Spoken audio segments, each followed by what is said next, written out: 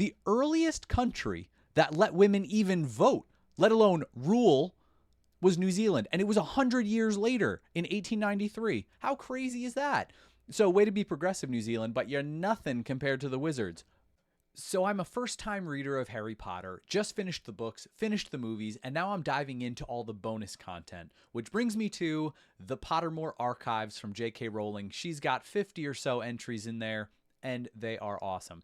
I'm reading through them and then summing them up. Here's what I learned about the Ministers for Magic. That's the British way they say it. In the American books, it's Minister of Magic. But I just wanted to sum this up. It's a long list of history of the Ministry of Magic and who ran it.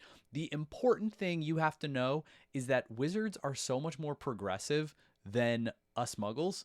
Well, let's start at the beginning. So in 1707, you can see on here, that was the first Minister of Magic. Before that, there was no statute of secrecy, so they didn't really need a big organization to keep everyone in line because it was just a little more free. They realized they needed rules or it was going to jeopardize their standings in the world. So they form the Ministry of Magic, and the ministry needs a Minister of Magic. So that's what's happening here.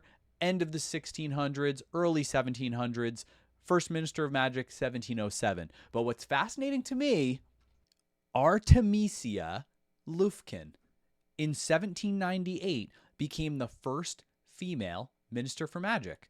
They were so ahead of schedule compared to the rest of the world, so progressive. I love that. So let me take you on a little journey here.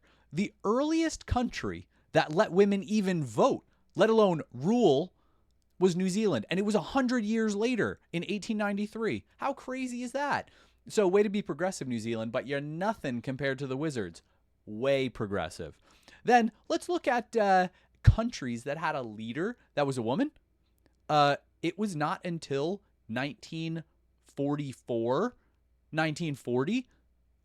That's 150 years later. And then by the time you get to larger countries like India, Israel, Argentina, it's the 70s. That's nearly 200 years later. So how crazy is that? So I love that the Wizards were way ahead of schedule on this kind of thing. They were just saying, hey, let's be equal. How about that? How do you like them apples? So I like that. I think that's a cool thing. It just giving us that kind of background to the wizarding world and to the Minister of Magic. Way to be progressive, Wizards. Way to do your thing.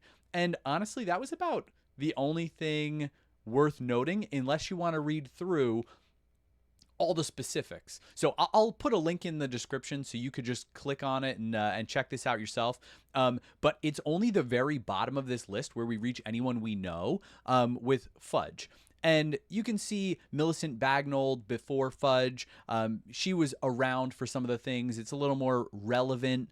But it's this one little chunk of 4 that we understand with Fudge, Scrimgeour, Thickness, Shacklebolt.